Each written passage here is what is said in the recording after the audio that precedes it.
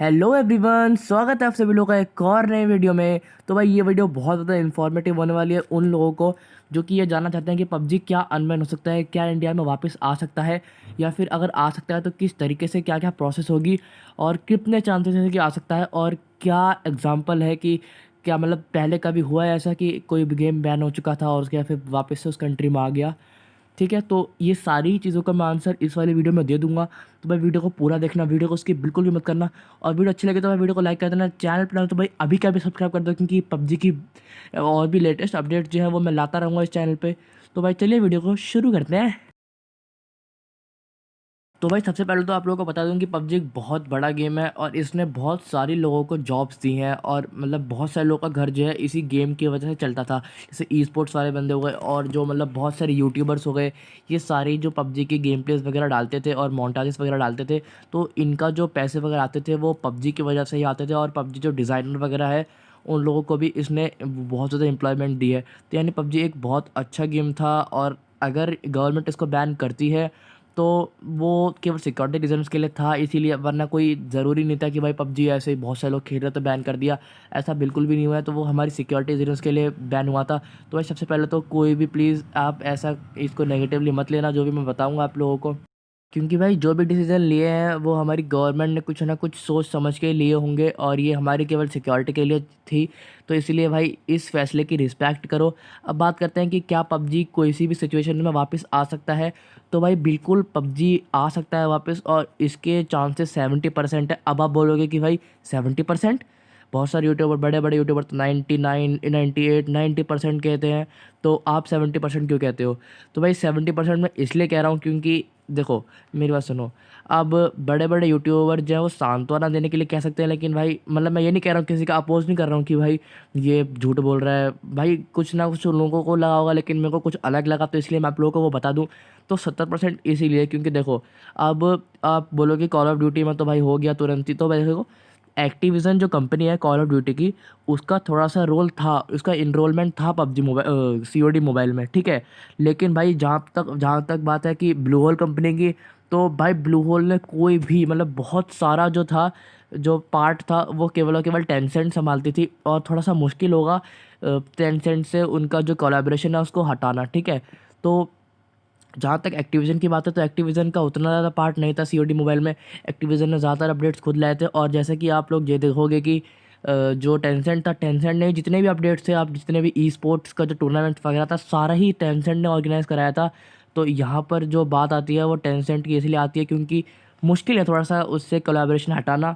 अब उसके बाद बात करते हैं कि क्या मतलब ऐसा कभी हुआ है कि कोई गेम हो गया हो बैन और वापस आ चुका हो। तो भाई ये रिसेंटली ही शायद 2 या 3, जब PMWL चल रहा था, तो पाकिस्तान में पबजी को बैन कर दिया गया था, लेकिन बाद में 15 दिन के अंदर पबजी वापस आ चुका था। और आई डोंट नो किस वजह, मतलब आ गया था वो, और उसके कोई घबराने की ज़रूरत नहीं है। पबजी आ सकता है बैन, पबजी वापस आ सकता है। और मतलब अभी ये फ़िलहाल क्या होगा कि थोड़े दिनों में जो जो ब्लू हेल कंपनी है वो एक मीटिंग रखेगी गवर्नमेंट से, वहाँ पर उन्होंने डिस्कॉर्ड सर्वर पर ये इन्फॉर्मेशन दी है। भाई बहुत मेहनत कर रही है जो कंपनी, पबजी की कंपनी है वो, कि किसी भी तरीके से जो इंडिया में है वो पबजी वापस आ रहा है। क्योंकि आप लोगों को शायद नहीं पता होगा कि 1/4 पार्ट जितने भी पबजी खेलते हैं उसके 1/4 पार्ट केवल और केवल इंडिया में, तो बहुत ज़्यादा घाटा होगा कंपनी को, और वो लोग ये बिल्कुल भी नहीं चाहेंगे। तो इसीलिए वो लोग पबजी को वापस लाने की ट्राई तो करेंगे, और आप बस यही आशा कर सकते हैं कि पबजी किसी तरीके से वापस आ जाए।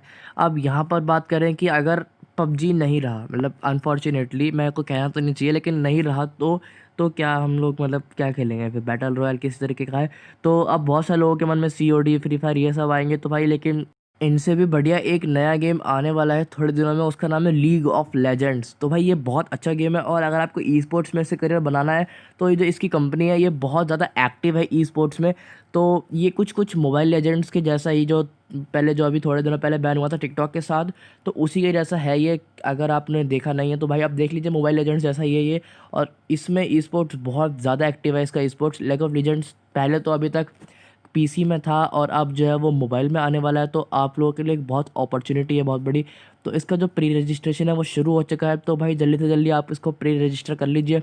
और अब बात कर लेते हैं कि कौन कौन से वो तरीके हैं जिनसे पबजी जो है वो हमारा इंडिया में वापस आ सकता है। तो इसके भाई 2 तरीके हैं सबसे पहला तरीका ये है कि इंडिया के जो लोग हैं उनके जो मतलब गेमर्स वगैरह हैं उनके लिए प्राइवेसी पॉलिसी टेंसेंट चेंज कर दे। और दूसरा रीज़न है कि जो हमारी ब्लू होल कंपनी है पबजी की, वो टेंसेंट से जो कोलैबोरेशन है उसका वो छोड़ दे।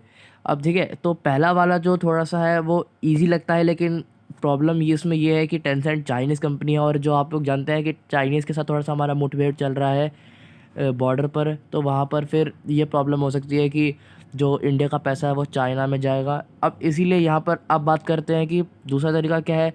दूसरा तरीका ये है कि भाई जो ब्लू होल कंपनी है वो कोलैबोरेशन तोड़ दे टेंसेंट से, और जो कोई भी इंडियन कंपनी जैसे गेम लॉफ्ट हो गया या फिर नज़ारा गेम्स हो गया, इनसे जोड़ ले। अब यहाँ पर भाई प्रॉब्लम इस वाली सिचुएशंस में ये है, अगर भाई इसने जोड़ लिया तो टेंसेंट जो है वो एक बहुत ज़्यादा एक्सपीरियंस्ड कंपनी है और उसको पता है कि ई स्पोर्ट्स जो है वो किस तरीके से हेल्ड किए जाते हैं।